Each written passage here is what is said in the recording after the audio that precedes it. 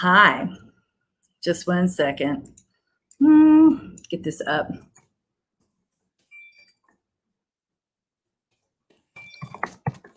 Here we go.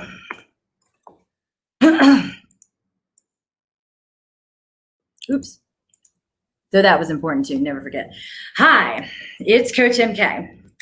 And usually when I've been doing this Denver protest news, the reason I thought it was important was to have a roundup, kind of bringing the weekend together and another forward look into what the weekend would be bringing. Because there's a whole lot happening and no centralized point of information, despite, and it has nothing to do with all of the amazing people who've been trying to create that for us. They all are doing a great job over at Denver Protest Reddit, and whoever made that amazing calendar. All of this is good stuff.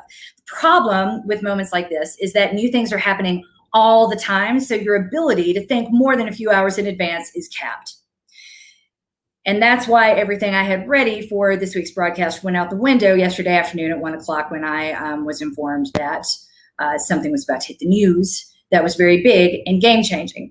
And you all absolutely know what that news is. So before I go any further, I thought it doesn't really make sense to recap all the trauma and the stress of the week. Sexual assault victims have been triggered by the lack of trigger warnings going around with that video with assault. By the way, for those of us, two-time victim of sexual assault, I'm on the board of the Blue Bench. I work with victims. Put a trigger warning before you share that video. It's not okay. I get, as much as you do, how much you want to share this bad behavior of the cops, but you need to remember those of us on your team fighting this battle, seeing your posts, are on this team if we're white because we've had experiences with the police. We know how bad they are, and we deserve those trigger warnings before you throw that in our face. Okay? Established? Thank you. For the rest of this, I felt like it's probably important to have a little chat with I'm not here to talk to Black people. I'm here to protect them and let them do whatever it is that they want to do. When it comes to white people, though, we got to have a chat, you guys, because what I'm seeing out there's a reason I've not been out at night. There's a reason the few of you've said to me, well, I don't see you. You don't get to say anything. I'm like, there's a reason I'm not with you, kid. I've been doing this for a very long time, and if I'm not following you, you might want to ask yourself why. Kind of like the Democrats. Wow, she's on the left. I wonder why she isn't going to vote for Biden. You might want to ask yourselves why, Democrats. I'm not one, but if I'm not, that's your problem, not mine. So love it or leave it. Rather than recap this terrible week, we're going to start here. Some of the problematic, I say that in finger quotes, because I do not consider them to be problematic, but there have been FBI raids all week long, and they took some of the more active protesters.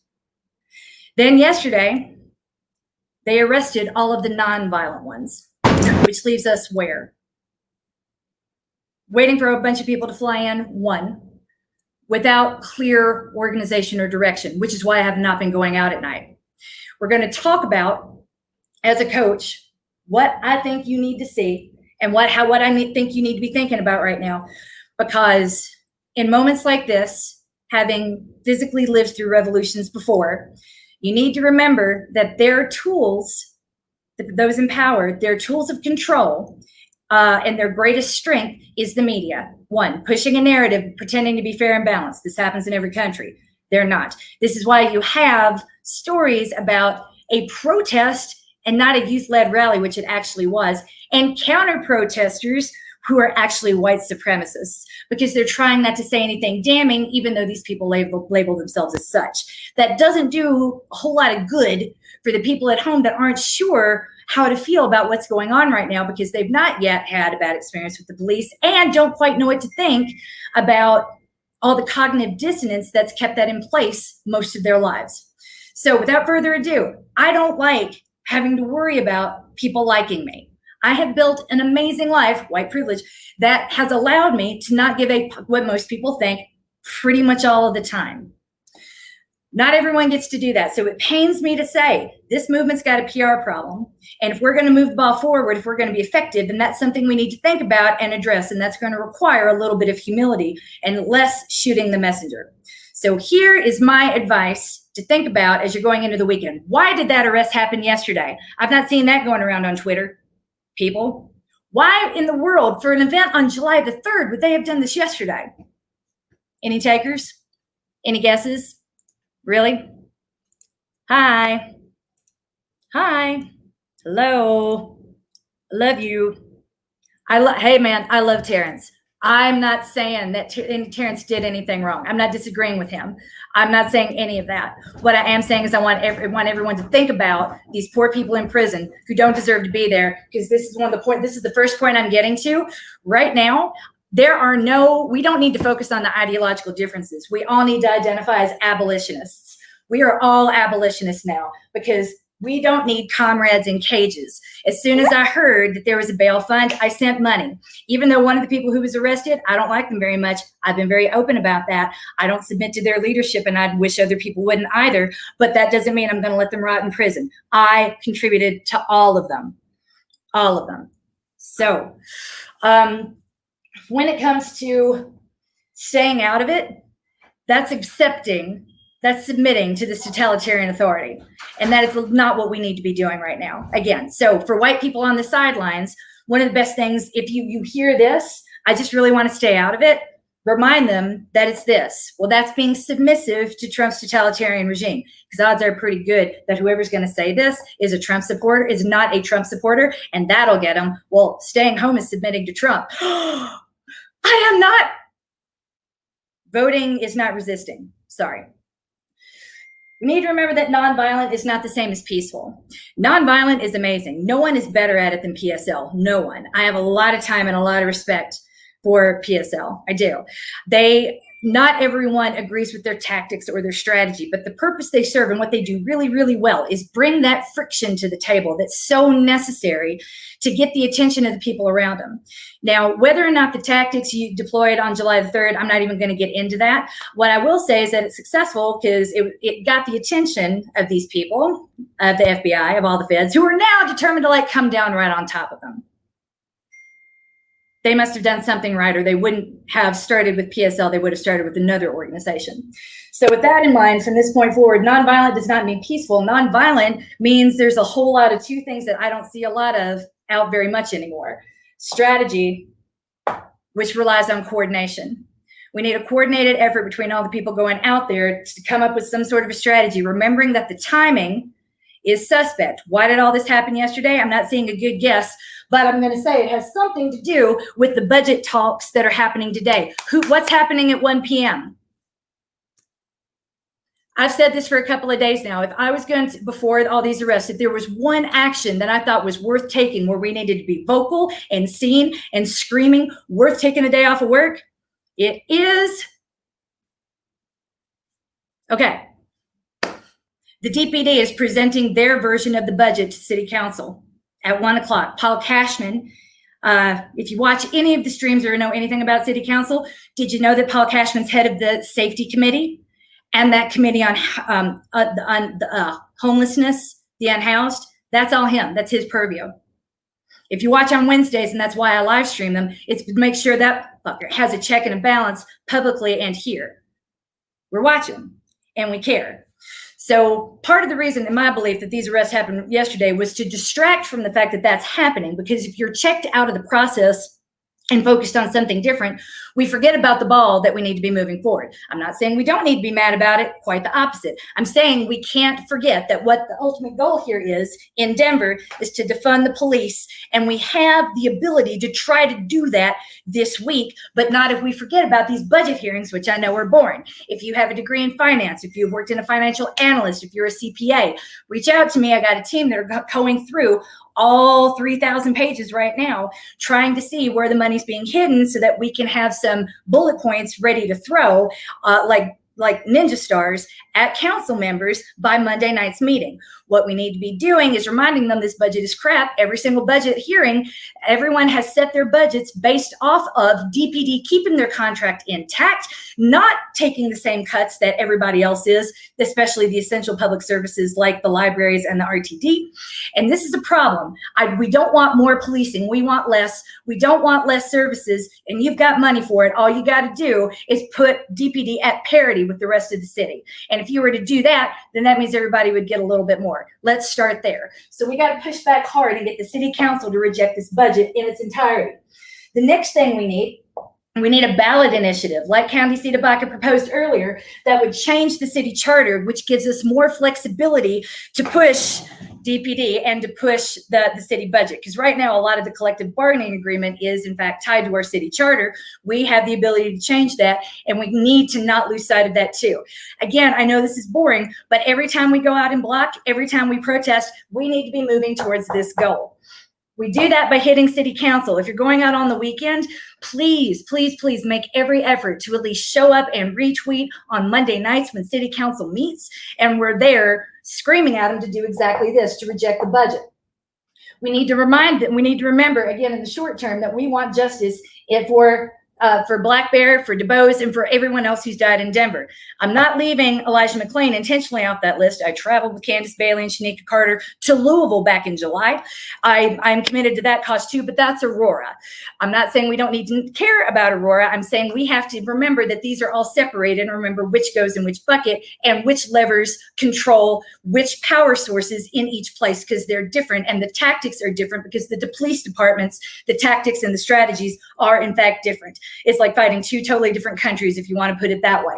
So in Denver, we got to be talking about justice and really coming after the DA, who has not pursued justice, in concert with the mayor, who controls her budget too, by giving money to DPD, because everyone knows that the mayor is owned by DPD. In the longer term, we need working families party candidates like Candy Tabaka on the city council. We need to put them in the DAC. We need to attend the Senate hearings, and we need to be on the oversight board. Today's the last day to apply to the Citizens Oversight Board for excessive force.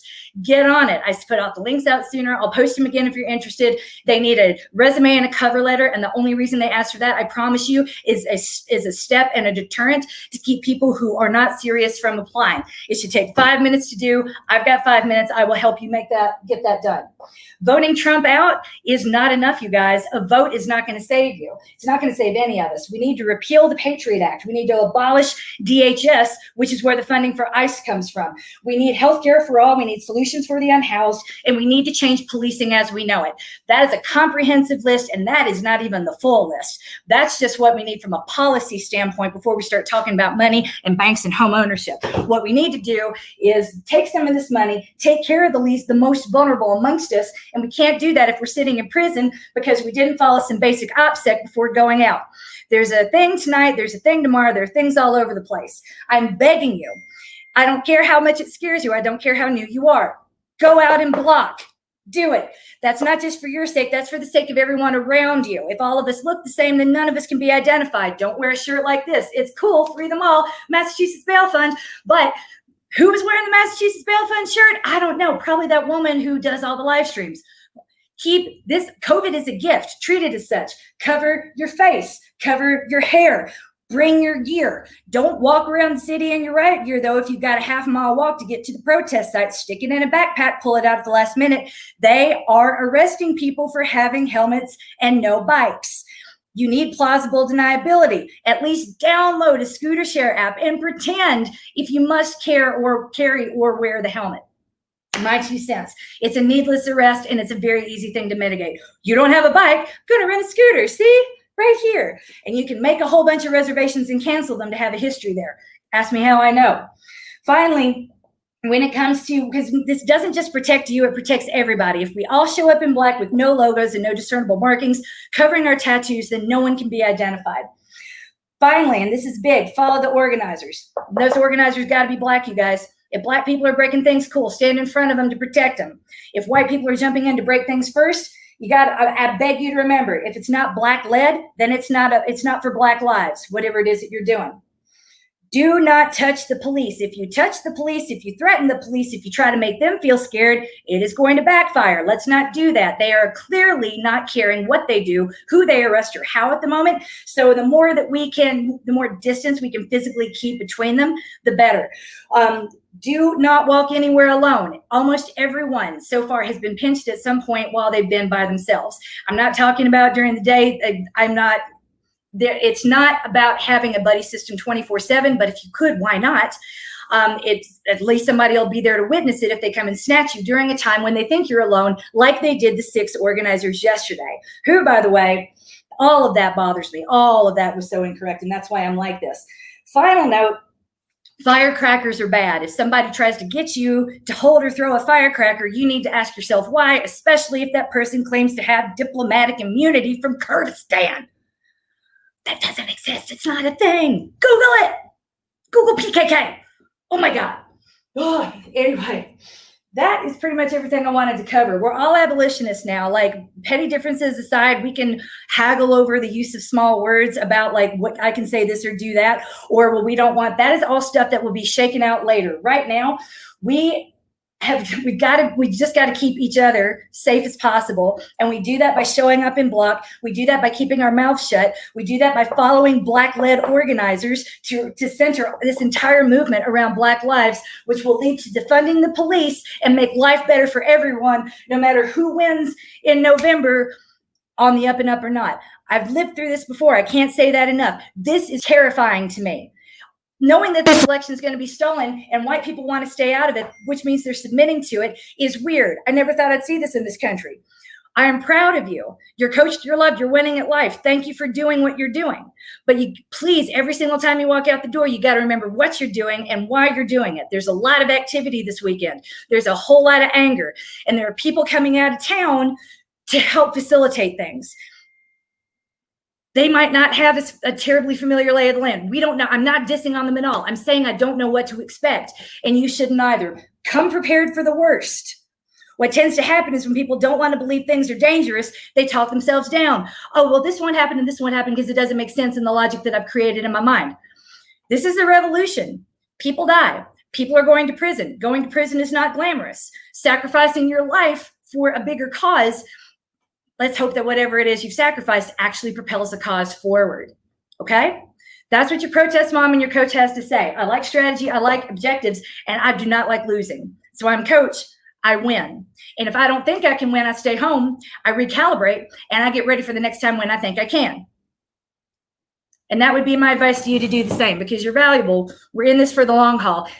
This is a very short-term plan that I'm talking like December short term. And at a time when weeks feel like decades, and there are these decades worth of stuff happen in a day. Yesterday felt like a year long. I still can't get over that. I'm just begging you, prepare for the long haul. We're going to have a whole lot more days like yesterday going forward. Embrace that, accept it, and know that we are all going to be here leaning on each other. Here's the final note. If you don't have a protest mom, I will be your protest mom. That is why I say your protest mom. I write down all the names every night of the people I know that are going out. I have their full name and their date of birth, their address. Sometimes not everyone wants to give it to me, and that's okay too. If you have a pet, though, I will help you feed it. If you have a medical condition, I will go get your medicine. If it doesn't look like you're going to be getting out anytime soon, I will help take care of your affairs. I will be your mom. I will do whatever it is to make sure that this is seamless for you so that you can stay in the revolution for as long as possible. So that's why you might not be seeing me doing that at night. I already got a roster of 37 people, and there are a lot of risks that I can't afford to take, because right now, until I see other people stepping up and doing what I'm doing, I have to assume that I'm your sole point of support and adjust my actions accordingly. So with all of that, if you don't have a protest mom, you need a protest mom. This is serious. Reach out, DM me, get on my roster. This is how it works. Once we've established that contact, every single time you go out to an action, whether you're in block or not, but I hope you're in block every time you walk out the door, you send me a text and you say, hey, mom, going out, have fun. And I will reply, make good choices. Let me know when you're headed home. And then let me know when you've gotten home safely. That's 3 pings. 3. Why those 3? Ping number 1 puts me on alert to be looking for you. Ping number 2 lets me know that you intend to leave. If there is no ping number 3, I know something happened and I'm going to start looking. Doesn't mean I'm going to call the police. I won't. Doesn't mean I'm going to go straight to your emergency contact. I'm not. It doesn't mean I'm going to start shaking the city looking for you. Been doing this longer than that, not an amateur. I'm not going to disrupt your life if you forgot to reach out and fall asleep. My operating assumption will be that until proven otherwise, but I will start doing searches in a few of the more basic places. And I can do that, and I will do that. So that's what a protest mom is. If you don't have one, you need one. If you think, oh, this person will do it for me, you'd be really surprised what people will decline to do, how many people will separate and run away from you when the heat is on because they don't want the heat on them. That's why white people do this. I know you're in trouble and I'm really sorry, but I really got to stay out of it. I've got kids. They'll come up with all kinds of really good explanations. So establish that point of contact and keep me there as a backup. Because in that moment when you're arrested, there's not a whole lot anybody can do other than start processing your bond. So what I can do is that I can take that step for you. If I'm your call, memorize my number. If I'm your call in prison, I will start organizing your bail. I will start putting things in motion, and I will remind you that a public defender, they're really good here. You don't necessarily need a private attorney. We'll have all that conversation, but you'll come out and you'll have an advocate on your side, ready to go, coaching you through this revolution, because I want the same thing you guys do. And you might agree or disagree about things I've put on Twitter. I've seen some of your comments. I get it. I'm trying to remind you, we are all in this together.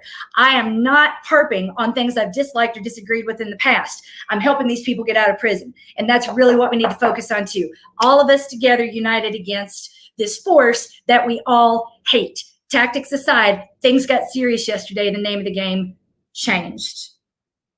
We need momentum in one area, and we cannot forget about these, because if they do this when we're not looking and we're not paying attention when the budget is set, it's going to be a whole nother year before we can defund the police, because they are not going to reallocate budget money once the budget is set.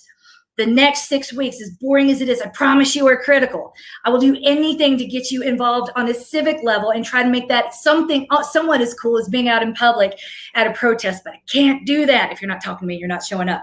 On that note, I got to go. You're coached. You're loved. Let's please, please, please win at the revolution, because it is our duty to fight for our freedom, and it's our duty to win.